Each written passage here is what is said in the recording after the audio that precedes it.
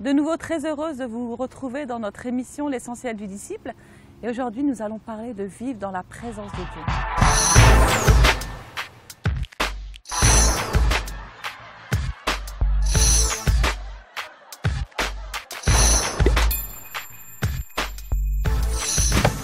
Pas possible ça, non, moi je peux pas là, mon voisin là, la voiture qu'il a, je sais pas si tu te rends compte. Moi j'arrive pas, je sais pas comment les gens y font, moi je suis droit, je suis juste, je suis honnête. Je suis entouré de gens malhonnêtes, je suis pas satisfait, mais vrai. Mais ça y est, t'as peut-être pas sa satisfait. voiture, mais t'as plus que ça dans la vie. Mais qu'est-ce que j'ai rien.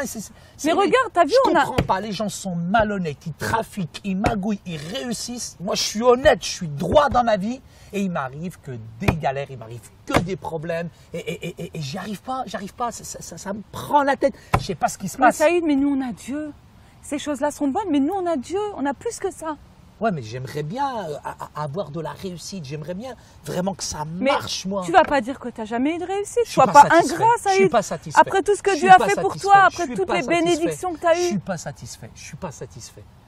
Saïd, vraiment, je te trouve injuste aujourd'hui. Ah bah alors, dis-moi qu'est-ce que je dois faire. Propose-moi quelque chose. Mais il y a beaucoup plus que ça. Si tu vis continuellement dans la présence de Dieu, tu verras que tu seras complètement satisfait. La présence de Dieu. Ben, j'aimerais bien la voir, la présence de Dieu. Écoute, on va en parler, Saïd. D'accord, allons-y. On va lire justement Luc 10, 39. Elle avait une sœur nommée Marie qui, s'étant assise aux pieds du Seigneur, écoutait sa parole.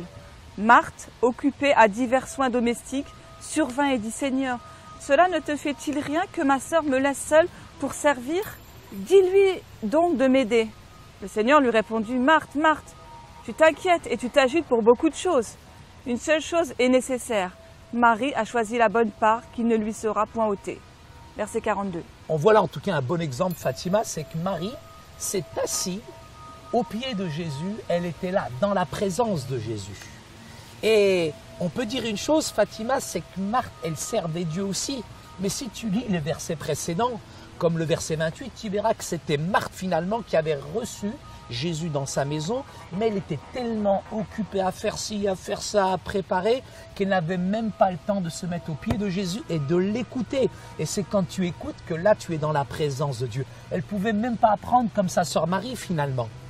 Là, Saïd, on voit qu'il y a deux sœurs qui finalement sont en présence de Jésus. Et j'aimerais que tu me dises ce qu'il y a de différent dans leur relation avec Jésus. Marie, elle a été pertinente. Quand elle s'est mise au pied de Jésus, on peut prendre le temps de nous asseoir nous-mêmes au pied de Jésus, d'apprendre de lui. Marthe, elle était tellement occupée à servir, à faire ceci, à faire cela. En général, nous-mêmes, on fait tellement de choses dans notre vie, on est tellement absorbé, tellement perturbé par pas mal de choses que finalement, on ne passe pas du temps au pied de Jésus pour apprendre sa parole. Même si Jésus, je dirais, voit dans Marie une certaine qualité, elle n'a pas fait l'essentiel. Tu sais, finalement, Saïd, on devrait être constamment assis au pied de Jésus, l'écouter. Complètement. Et je vais relire un passage de la Bible, dans Jean 11, les versets 32 à 34. Marie arriva à l'endroit où était Jésus. Quand elle le vit, elle tomba à ses pieds et lui dit « Seigneur, si tu avais été ici, mon frère ne serait pas mort. » En le voyant pleurer, elle et les Juifs venus avec elle. Jésus fut profondément indigné et bouleversé. « Où l'avez-vous mis ?» Tu sais, là, on voit que Marthe reçoit Jésus, et c'est une bonne chose. Mais Marie est allée plus loin. Elle s'est mise au pied de Jésus pour l'entendre, et elle a reçu finalement Jésus. L'autre, elle l'a reçu dans la maison, mais Marie, elle a reçu Jésus dans son cœur. C'est ça qui est important, c'est ça la différence. Et finalement, à cause de cette intimité, je dirais de cette relation intime avec Dieu, on voit que Marie était au pied de Jésus et là il y avait comme un parfum, je dirais très très cher qui est monté dans son cœur. Il y a aussi l'histoire de cette femme qui avait déversé le parfum de grande valeur sur les pieds de Jésus et Jésus lui-même a stoppé les autres qui voulaient l'empêcher. Tu sais, il y a un verset dans la Bible qui dit « Elle a gardé ce parfum pour le jour de mon ensevelissement ». Tu vois Fatima, on peut être au pied de Jésus et là ça augmente finalement notre foi, notre sagesse, notre connaissance du Seigneur. Et c'est tellement important pour nous aujourd'hui de nous asseoir dans la présence de Dieu. Ça nous donne une appréciation finalement de Jésus et là on peut grandir dans l'intimité et dans sa volonté. Tu sais, finalement, vivre continuellement dans la présence de Dieu peut nous apporter un autre bénéfice et on peut voir ça dans le psaume 73. Oui, Dieu est bon pour Israël, pour ceux qui ont le cœur pur. Toutefois, Mon pied allait trébucher, mes pas étaient sur le point de glisser car j'étais jaloux des vantards en voyant le bien-être des méchants. Ils n'ont aucune part aux souffrances humaines. Ils ne sont pas frappés comme le reste des hommes. C'est pourquoi ils se parent de l'orgueil comme d'un collier. La violence les enveloppe comme un manteau. Voilà pourquoi son peuple se tourne de leur côté. Il boit les paroles avidement comme de l'eau. Et il dit, comment Dieu pourrait-il savoir? Y a-t-il de la connaissance chez le Très-Haut? Voici comment sont les méchants, toujours tranquilles. Ils augmentent leur richesse. C'est donc pour rien que j'ai purifié mon cœur et que j'ai lavé mes mains en signe d'innocence. Si je disais, je veux parler comme eux, alors je trahirais tes enfants. Quand j'ai réfléchi pour comprendre cela, la difficulté a été grande à mes yeux, jusqu'au moment où je suis entrée dans le sanctuaire de Dieu et où j'ai prêté attention au sort final des méchants. Oui, tu les places sur un terrain glissant et tu les fais tomber dans la ruine. Et voilà, en un instant, ils sont détruits. Ils ont disparu, anéantis par l'épouvante, comme un rêve qui se dissipe au réveil. Seigneur, à ton réveil, tu repousses leur image. Qui d'autre ai-je au ciel et sur la terre? Je ne prends plaisir qu'en toi. Mon corps et mon cœur peuvent s'épuiser. Dieu sera toujours le rocher de mon cœur et ma bonne part. Eh bien, quand on regarde, c'est vrai, effectivement, un petit peu le psaume 73, Fatima, c'est vraiment intéressant de voir la plainte d'Asaph contre les riches, ceux qui prospèrent et qui font leur chemin, finalement, et qui oppressent en même temps les autres. Mais à la fin, on voit qu'Asaph, il est en train de louer Dieu et en même temps, il abandonne complètement sa vie à Dieu. Et ça, c'est intéressant, ce psaume. Jusqu'au moment où je suis entrée dans les sanctuaires de Dieu, où j'ai prêté attention au sort final des méchants. Ça, c'est dans le texte. Eh bien, pour la première partie, en tout cas du psaume, on peut regarder le monde avec nos yeux humains, mais il pouvait voir finalement le riche s'enrichir alors que le pauvre s'appauvrissait. Mais le verset 17, quand même, il est assez important. Ce qui est intéressant, Fatima, c'est qu'Asaph est allé dans la présence de Dieu, il a reçu une nouvelle perspective et une perspective divine, voyant finalement les choses réellement telles qu'elles sont.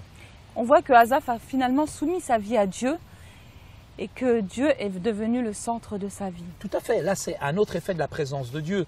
Fatima, quand on est loin, en tout cas de Dieu, on pense d'une manière complètement obtuse, complètement étroite. Et on a complètement une fausse perspective finalement, même du monde. Mais si on s'assoit au pied de Dieu, on peut voir à quel point clairement, Dieu voit les choses telles qu'elles sont. Saïd, est-ce que tu connais encore une autre histoire dans la Bible qui pourrait appuyer ce que tu viens de dire? Est-ce qu'il y a un autre personnage? Si tu regardes par exemple l'histoire d'Élie, Élie au chapitre 5 au verset 1 de Jacques, Élie avait prié sincèrement pour qu'ils ne peuvent plus. Et c'est ce qui est arrivé, c'est ce qui a été produit. Si tu regardes l'histoire du prophète Élie, dont aussi un roi, on voit que c'était un prophète qui ne craignait absolument rien. Il se tenait devant le roi qui avait juré de tuer tous les prophètes. Mais c'est ça, je dirais, grâce à cette révélation qu'il avait avec Dieu, cette intimité qu'il avait avec Dieu. Oui, Jacques a clairement dit à Élie que, Jacques nous dit clairement d'Élie, par exemple, qu'il avait toute la puissance à sa disposition, et nous l'avons aussi. Mais nous pouvons l'avoir que finalement, si nous avons une intimité, une relation avec Dieu, et qu'on peut écouter Dieu, là, et on peut prier selon sa volonté. Donc là, ce que je vois, c'est que finalement, il y a un autre bénéfice d'être dans la présence de Dieu, parce que parfois, l'ennemi vient, et puis, on peut dire, entre guillemets, qu'il nous attaque. Je dirais même pas entre guillemets, il nous attaque vraiment. Et quand on reste dans la présence de Dieu, on peut faire face à l'ennemi. À toutes les adversités. Et ça, c'est important. C'est très important. Et je vais conclure, Saïd, parce que d'abord, ce que je voudrais dire, c'est que ça me donne envie d'avoir une relation plus intime, plus profonde avec Dieu. Et ça va faire toute la différence dans ma vie. C'est ce qui fait la différence. Donc aujourd'hui, ce que nous avons vu, c'est qu'au travers de l'histoire de Marie, on a appris que le fait de passer du temps de qualité au pied de Dieu nous aide à mieux le comprendre et nous apprend à connaître le cœur de Dieu. On a vu aussi au travers de l'histoire d'Asaph, on a appris que quand on passe du temps de qualité au pied de Dieu, nos perspectives changent et on voit le monde au travers des yeux de Dieu. Oui. Et au travers de l'histoire d'Élie, on a appris qu'en passant du temps de qualité au pied de Dieu, nos prières sont plus efficaces et plus fortes parce qu'on sait comment prier selon sa volonté. C'est tout ce qu'on va dire pour l'épisode d'aujourd'hui. Et je voudrais vraiment dire que ça me donne envie d'aller plus loin avec Dieu.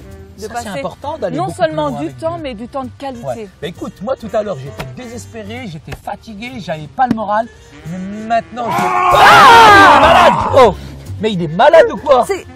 C'est quoi ça? Là, c'est la présence de quelqu'un d'autre. Là, c'est pas la présence de Dieu. C'est pas la présence de Dieu, il nous a Écoute, fait peur. Mais propose... grâce à mon intimité, ma relation avec Dieu, j'ai pas eu peur. Je peux te le dire, Fatima. Bah moi, j'ai eu un peu peur quand même, Saïd. Je suis là, je te protège.